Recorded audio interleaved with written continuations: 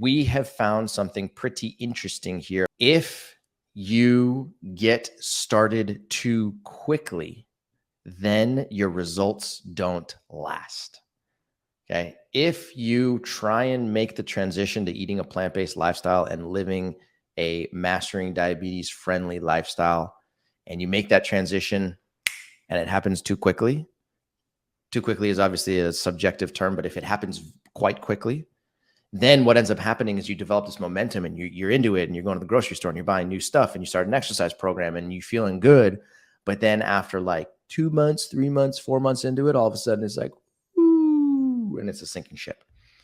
And at that point, people usually end up reverting to their old habits, and they have what we refer to as a relapse. It's almost like, you're an addict and you're going to Alcoholics Anonymous, and you haven't done all the work to really understand why you're there and what are you going to get out of the process. And then 2 to 3 months into it, all of a sudden, boom, you relapse, you go start drinking again, and then you're back into your old habits. Okay.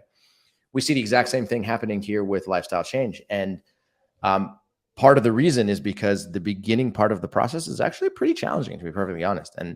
And what we found is that the people who take it the slowest, AKA the people who are the most patient at the beginning of the lifestyle change process, the people who decrease their overwhelm and try not to accomplish too many things and try not to change too many variables right off the bat, those are the people that end up making small changes, a little bit this week, a little bit next week, a little bit next month, a little bit next month.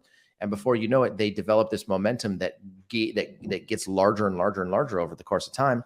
And then by the time they're at this 3-month marker, they're feeling great and they're committed and they're still gaining momentum. Then they get to 4 months, 5 months, 6 months, a year, 2 years, 3 years. Those are the people that stick in the long term.